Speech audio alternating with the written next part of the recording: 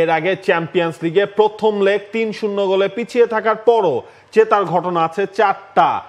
পঞ্চমটা কি Bayer Leverkusen করতে পারবে কিনা? তাদের ঘরের মাঠে তারা বায়ার্ন মিউনিখকে আতিথ্য দেবে। ফার্স্ট লেগটা ৩-০ গোলে হেরে গিয়েছিল বায়ার লেভারকুজেন, যেটা ছিল জাভির আন্ডারে বা জাভির আমলে বায়ার লেভারকুজেনের বায়ার্ন মিউনিখের কাছে প্রথম হার।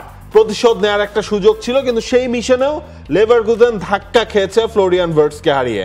এটা একটা খুব বড় ধাক্কা বায়ার লেভারকুজেনের জন্য, কারণ বায়ার লেভারকুজেনের খেলাটা কেন এত আকর্ষণীয়, কেন এত খুব গোছানো হয়, সেটার বড় একটা কারণ হচ্ছে ফ্লোরিয়ান ভার্টস হচ্ছেন ওই দলটার ফালক্রাম, তাকে ঘিরে সবকিছু বেসিক্যালি প্রদক্ষিণ করে ওই দলের খেলা। এখন যখন আপনি ফ্লোরিয়ান ভার্টসকে পাচ্ছেন না, তার মানে শাবি আলোনসোকে তার দলের পুরো সবকিছুই পাল্টে ফেলতে হতে পারে। এখন আপনি প্রথম লেগে ৩-০ গোলে পিছিয়ে আছেন, এখন যেটা বলছেন যে এরকম একটা কাম ব্যাক হবে কিনা, আমার সহজ উত্তর না।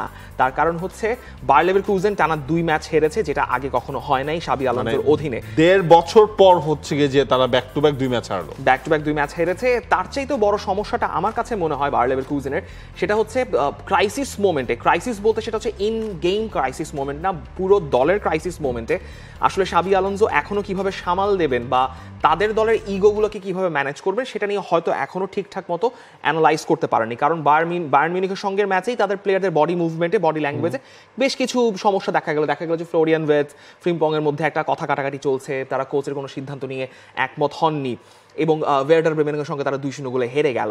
এখন যেটা কথা হচ্ছে যে বায়ার্ন মিউনিখকে তাদের ঘরের মাঠে বে অ্যারেনাতে লেভারকুজেনের ঘরের মাঠে ফেস করতে হচ্ছে, সেটা ফ্লোরিয়ান ভার্টসকে ছাড়া, ফ্লোকে ছাড়া, সেটা একটা বড় পরীক্ষা হতে যাচ্ছে শাবি আলোনসোর জন্য। তিনি বলছেন এই ফ্লোকে ছাড়া তাদের জন্য সবচেয়ে বড় চ্যালেঞ্জ এটাই হতে যাচ্ছে, এটা ওর জন্য অর্থাৎ ভার্টসের জন্য গুরুত্বপূর্ণ, যাতে চ্যাম্পিয়ন্স লিগে আমাদের যাত্রা অব্যাহত থাকে আর ও ফিরে এসে যেন খেলতে পারে।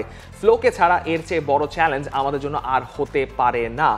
কথা হচ্ছে শাবি আলোনসো যখন ওই ম্যাচটা শেষ হয়েছিল তারপর বলেছিলেন মিরাকল অফ ইস্তানবুল আরেকবার হলেও হতে পারে, তিনি ওই মিরাকল অফ ইস্তানবুলের মেম্বার ছিলেন, কিন্তু না।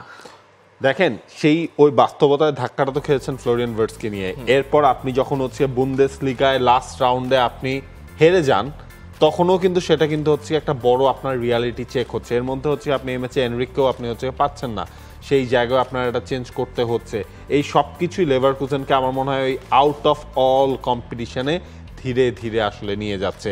সে আউট অফ অল কম্পিটিশনে হতে হলে আপনার হচ্ছে বুন্দেসলিগাও শিরোপা হারাতে হয়, যে যার কাছে আপনি বুন্দেসলিগায় শিরোপা হারালেন সেই বায়ার্ন মিউনিখ, কিন্তু তারা হারলেও আমার মনে হয় এই ম্যাচে বায়ার্ন মিউনিখের খুব বেশি আসলে চিন্তার কোনো কিছু নাই। বায়ার্ন মিউনিখের চিন্তার কোনো কিছু নাই, লিডটাই আসলে অনেক বড় একটা পাওয়া, বায়ার্ন মিউনিখের চিন্তার কিছু নাই। তার কারণ হচ্ছে বায়ার্ন মিউনিখ যেহেতু ৩-০ গোলের একটা মার্জিনে এগিয়ে আছে অ্যাগ্রিগেট, এবং সেটাই আসলে মাসো কোম্পানি বলছেন যে বায়ার্ন মিউনিখের কোচ হলে আপনার জেতার ব্যাপারটা সবসময় অটোমেটিক্যালি মাথায় থাকতে হবে, because it's a default thing, because in Bavaria you win. আপনি যখন বায়ার্নের কোচ, মানসিকভাবে কিছুটা বিষয় আপনার জন্য সহজ হয়ে দাঁড়ায়, আপনি সবসময় জিততে চাইবেন, একটা ফলাফল নিয়ে আমরা পরের রাউন্ডে যেতে চাই। কোনো ম্যাচ খেলার মূল লক্ষ্যই হচ্ছে জয়ের ক্ষুধাটা থাকা। এই কথা যদি তিনি বলে থাকেন, তবে তিনি কেন বখুমের কাছে হেরে গেলেন 2-3 গোলে? এরকম ডমিনেটিং একটা পারফরমেন্স দেখার পর লেভারকুজেনের সঙ্গে এর আগেও 10 ম্যাচের একটা আনবিটেন স্ট্রিক ছিল। যখনই আমরা বায়ার্ন মিউনিখকে বলেছি আচ্ছা ঠিক আছে, হয়তো মাসো কোম্পানি মনে হয় ঠিক আছে এবার পারফরমেন্স ডেলিভার করবেন, তখনই যে এরকম করে ঠাস করে তারা একটা ম্যাচ হেরে যায়। দেখেন, আপনি যদি এই বায়ার্ন মিউনিখকেও হিসেব করেন, এই বায়ার্ন মিউনিখ আমার মনে হয় তারা প্রথমবারের মতো লেভারকুজেনকে হারালো, এই লাস্ট 2-3 বছরের মধ্যে। ইনফ্যাক্ট এই বছরের মধ্যেও তো এটা হচ্ছে লেভারকুজেনের বিপক্ষে তাদের পঞ্চম দেখা। এই আগের 4 দেখার মধ্যে একটা তারা জিতেছে, একটা তাদের আলটিমেটলি একটা তারা জেতে নাই, জিতেছে বলতে লাস্ট লেগটা জিতেছে, এটাই। হ্যাঁ, আর এর বাইরে আমার মনে হয় বায়ার্ন মিউনিখের এই ম্যাচটা যদি তারা জিততে পারে, আমার মনে হয় একটা বাড়তি তাদের একটা ইন্সপিরেশন হিসেবে জিনিসগুলো আসলে কাজ করবে। কারণ এই দলটা হচ্ছে কোয়ার্টার ফাইনালে, আপনি যদি হিসাব করেন রিয়াল মাদ্রিদের পর সবচেয়ে বেশি চ্যাম্পিয়ন্স লিগের কোয়ার্টার ফাইনালে যাওয়া দলটা হচ্ছে এই বায়ার্ন মিউনিখ। বায়ার্ন মিউনিখ এই লেগ থেকে যদি পরের রাউন্ডে না যায়, ওটা তো অবাক করবেই। লেভারকুজেনের কামব্যাক হলে তো ডেফিনেটলি সেটা অনেক বেশি অবাক করা হবে। তবে আপনি ধরে নিতে চাইবেন বায়ার্ন মিউনিখ হয় ড্র করে বা 1-0 2-0 গোলে হেরে হলেও পরের রাউন্ডে চলে যাবে, এবং এটাই আই থিঙ্ক আমাদের সবার প্রেডিকশন, নাবিল খান এবং আমার প্রেডিকশন, বায়ার্ন মিউনিখ আপাতত এই রাউন্ড থেকে চলে যাচ্ছে।